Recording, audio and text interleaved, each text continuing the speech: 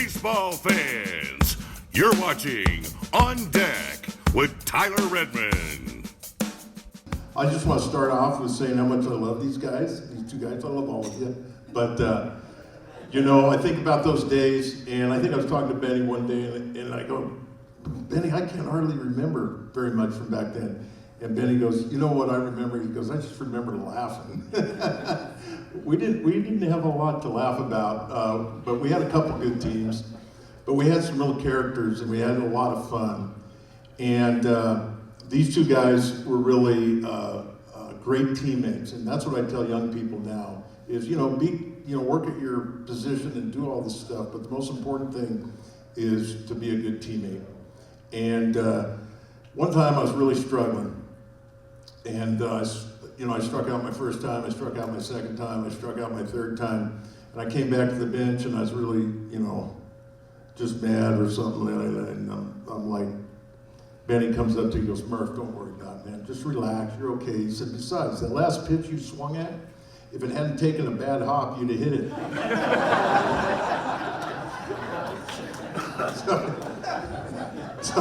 What's so funny?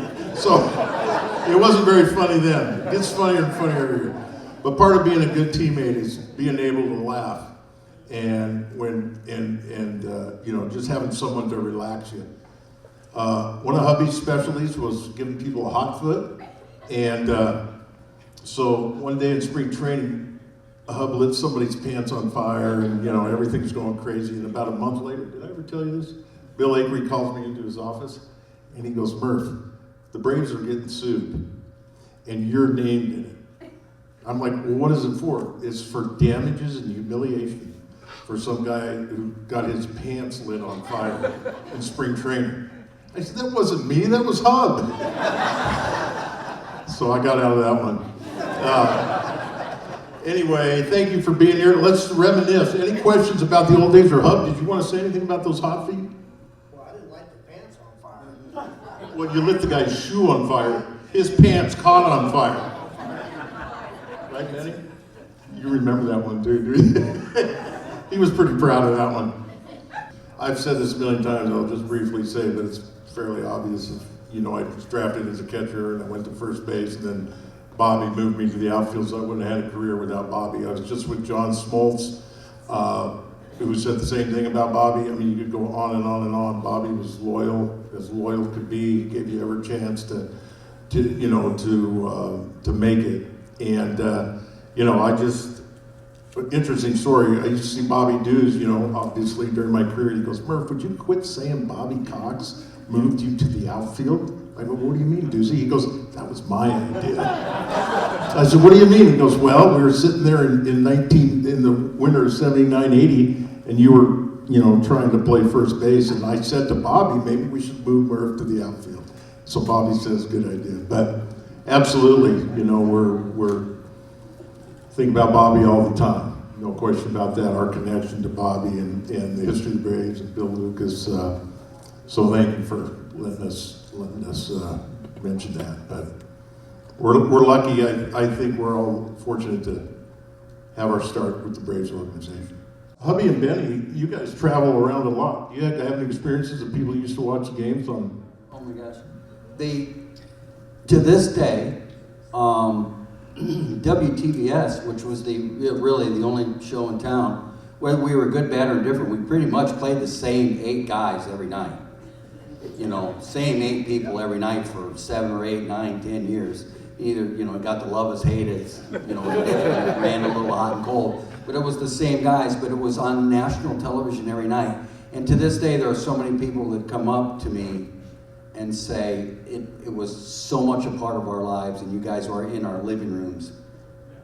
Every single night we thank you for it. And I told Lynn Hubbard earlier today, I refereed a college basketball game at Lander University, and Lander University is in Greenwood, South Carolina, and I was playing ball there in 1976. And I just refereed there last Saturday, and 2 or 3 of the people that work on the scores table there were on the ground crew for the Greenwood Braves back in 1976, to give you some idea how those connections go back. But WTBS was everything everyone has heard of it. It was on TV every night. You related to all of the players that we had, and of course we had Bobby Cox and Bobby Dews, and it taught us how to play. They taught us not only how to play, but how to care about it, and it was big to us. I loved playing on TBS, and Ted knew what he was doing when he started that channel and putting baseball on. I remember going home after games, they would do a replay. And I stay up and watch my strikeouts. Thinking, how can I swing at that pitch? And my dad used to call me on the phone, son, why'd you swing at that pitch? I said, Dad, it's a little different when they're throwing a 91-mile-an-hour slider. It looks easy on TV. It's not that easy. But I remember going up in the mountains in North Carolina once.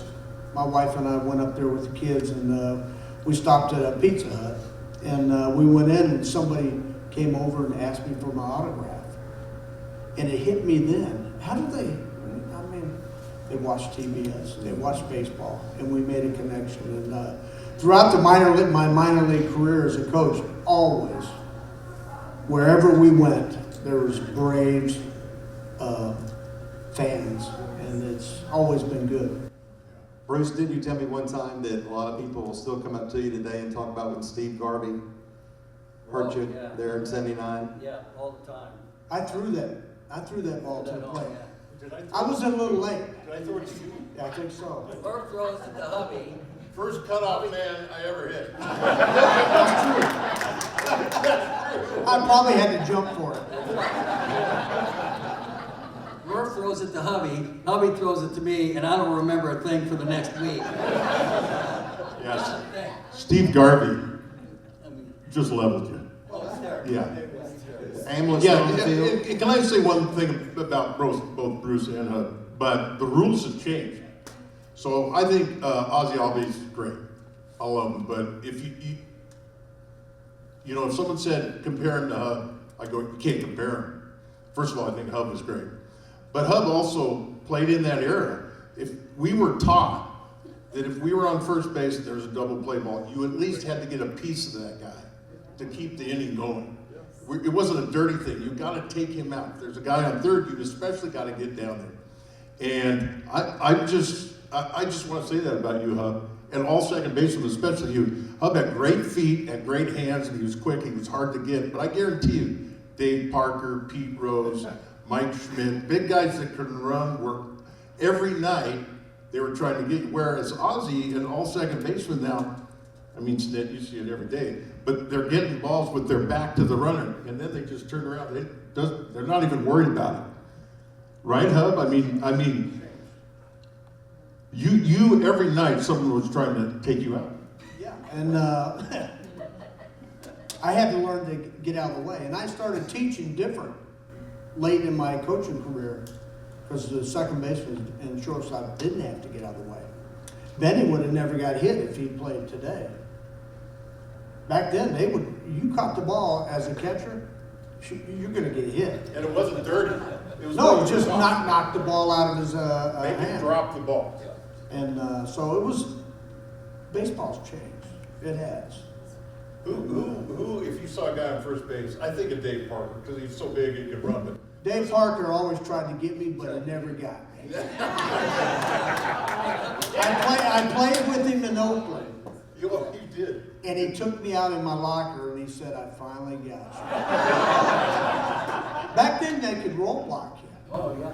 I mean, they would come in. You look at Hal McRae roll blocked Willie Randolph in a playoff game and took him into left field. And it was crazy. I remember Dave Parker coming to the plate, and he had his big bat, and he was a big guy, and he'd say, you know what?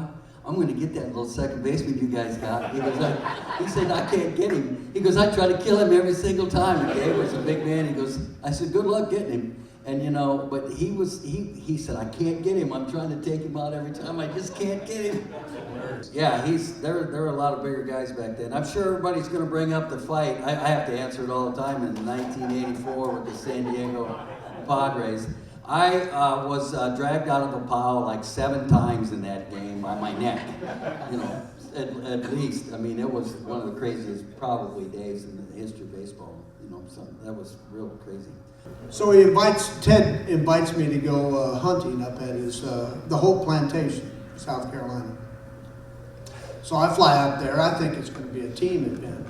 It's myself, Hank Aaron, Ted, and a real estate developer. So he takes us out, puts us in the stand to deer hunt. And I can see the deer just starting to move. And I'm getting excited. I'm going to shoot me a deer. Harvest a deer, sorry. So Ted comes up in his Jeep with his lights on. It's not even light yet. Well, let's go get some breakfast. I said, the deer are just starting to move. So we go back. He said, we're going to go quail hunting. So we go quail hunting after breakfast. There's 4 of us. There's only allowed 2 guns. Ted's got a gun, and the real estate guy's got a gun. Hammer and me are just walking along. Well, Ted put out birds. And so he put the birds in the bushes, but his dogs wouldn't go in the bushes. No gun, no dogs? So he had dogs, but they wouldn't go in the bushes. So he looks at Hammer and says, Hammer, why don't you and Hub go in them bushes? And both of us went in the bushes and got the quail. But Hank said, I don't know about you, hubby, but I ain't ever coming back here. So that's my Ted Turner story. So he invited you, but didn't want you to kill anything. He didn't want to kill anything. I mean, a number of them, but the one that I always like to share is I was in a really good slump, and Ted came in the locker room. When Ted came in the locker room, everybody knew it. You know, his voice carried really well. He goes, hey Murph, don't worry about that slump you're in. You're saving me hundreds of thousands of dollars. And I was like, that's not how it works. Anyway, got one? Ted always, I remember one time in spring training, this is how loyal Ted was. He would, at the end of the season, offered everybody on the team a job, right? He offered a job at either you were going to work a camera with WTBS when they're the wrestling, or you would be on the speakers bureau or something. But he offered every single person a job to stay in town and represent the Braves and go make appearances. And he said, if you do that, I will always take care of you. If you support the Braves and work for me and stay in town. And I was one of the few people, my wife and I were one of the few people that we stayed here in town from 1979 on, and we stayed in Atlanta, and Ted was very loyal about that. And he always, remember after Sunday games, he always had to have somebody over to his house for a picnic or something. It was once a month. And man, you better show up too. Yeah, Ted was great to play for. I mean, you know, it's like Steinbrenner. If you're a Yankee fan, you want Steinbrenner as an owner. He wants to win. Ted wanted to win. He wanted to beat the other owners, and it was very personal to him. I had a thought there. One time, I wasn't here, but we were all in the minor leagues when he managed here, right? I was in AAA. So people ask me about that. I'll just say this. He made out the lineup, and Nuxie was pitching that day, and he went up to Phil and said, Phil, where do you want to hit? Phil goes, Ted, I'm pitching today. He goes, yeah, I know, but where do you want to hit? He goes, I better hit 9th. So, no, Ted was great. One other, Daryl Cheney shares this story. I wasn't here either, but they were really struggling. And between innings, while the team was on the field, you know, while the first baseman's throwing to the shortstop, and they're just doing their between inning thing, and the pitcher's warming up, Ted gets on the PA at Fulton County Stadium and apologizes for the way the team's playing and offers everybody a rain check. Yeah. And Daryl Nord says we were out on the field when he did that. So it was a little unconventional, but it was a lot of fun. Hank Aaron, this is a great story. He was the minor league director when I was drafted in 1976. I was playing semi-pro baseball out in Eureka, California. My dad was at my house. Hank Aaron was the minor league director. I get drafted in the 5th round in 1976. Hank Aaron calls my house. My dad answers the phone. And he says, Mr. Benedict? He said, yeah. He goes, this is Hank Aaron, Atlanta Braves. He says, yeah, right. Hangs up. Hank Aaron, just true story, Hank calls back, says the same thing. Mr. Benedict, your son Bruce Benedict, yeah, right, hangs up on Hank Aaron. Finally, the third time, he said, Dave, we drafted your son in the 5th round, please don't hang up, whatever. So I said to my dad's dying day, I said, Dad, you're the only human being in the history of the world in communication that's hung up on Hank Aaron twice on a phone call. But that happened, my dad was in Omaha, Nebraska. After that, my dad called me, I was in Eureka, California, playing for the Humboldt State Crabs, and then flew to Atlanta and worked out, and then signed. I might say about Hank, I was in the major leagues when he took over the minor leagues, so I didn't really have like direct contact with him, but he came down and talked to me, about hitting every once in a while, but he never came down unless he was invited.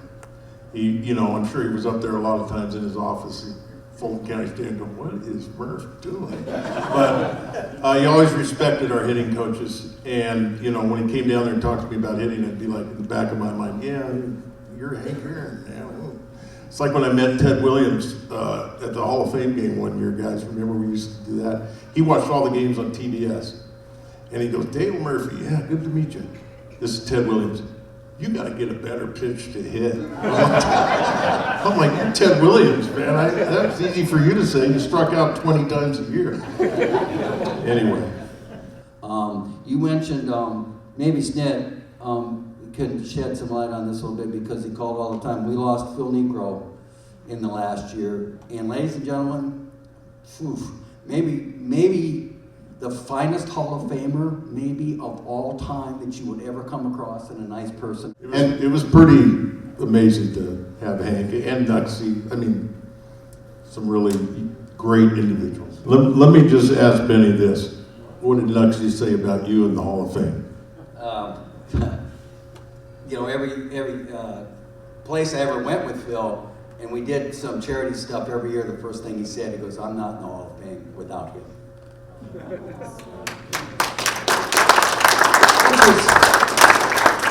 Which is really neat. And Euchre told that the great story about him, about when Euchre was the catcher for him in Milwaukee, and one weekend, and Phil brought his parents in, and they sat right behind home plate, and Euchre said, I was catching Phil that day, and he said, I spent more time with Nuxie's parents at the backstop than he did that weekend. He said, I was back at the backstop, and his wife Nancy, who was a lovely person, used to come in, and what I loved about Phil, guaranteed me a chance to play every 5 days, until I got a chance to play every day, but Nancy used to come out after games, and Phil would be tired and saying he pitched really well, and I'd walk out there, and my wife could attest to that. We'd be in the tunnel of the old Fulton County Stadium, and Nancy would run right by Dale and come up and give me a big hug and say, thank you so much for catching that. She goes, Dale, get in the car, I'm hungry, we need to go home. But what a privilege that it was to be with him, be a friend of his. We did charity things for years afterwards, and quite an honor, obviously. We'll never forget what a special person, that he was. Well, I'll do it quickly. I remember when Joe Torre came in, and he said, the first thing we're going to do in spring training, we're going to try to win some games. He said, we're not in the habit of winning anything. We compete all the time. He said, we're not going to get anybody hurt in spring training, but we're going to try to win some games and get a feeling about what it's like to walk off the field shaking hands instead of walking off the field saying, let's get them next time, or we'll be better tomorrow. He said, we're going to try to win some games. I think we were maybe 18-6 or something like that, and now they play 30-some games, don't they, Skipper? 31 or 32 games, which in my mind's quite a bit. It's hard to juggle that, but we won some games and then won 13 in a row. And the last I'll say about that, I can remember after we won our 13th in a row, we're flying back to Atlanta's airport, and I said to Dale and everybody, Hubby, what are all these people doing here? I mean, people came to the airport. There were thousands of people at the airport waiting to see us when we got back after winning 13. We had never seen anything like that before, ever. And they were in the concourse and up and down. I remember how it was kind of neat.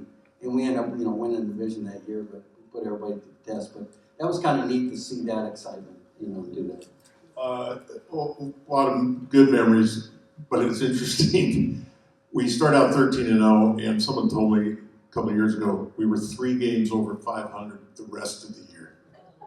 So we kind of snuck in. We had a terrible August, if you remember that. Lost 18 out of 21. Went into second place to the Dodgers, and we snuck in at the end. But, you know, like Benny said, like I said, you know, I don't remember August that much.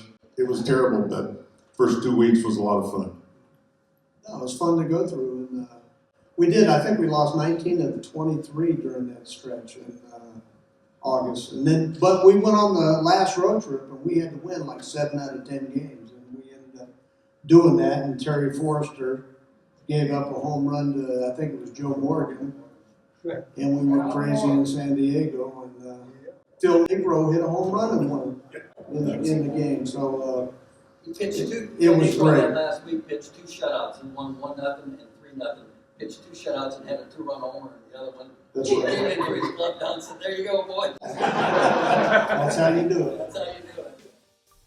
Baseball fans, make sure you like and share this video and subscribe to this channel. As always, thank you for your support.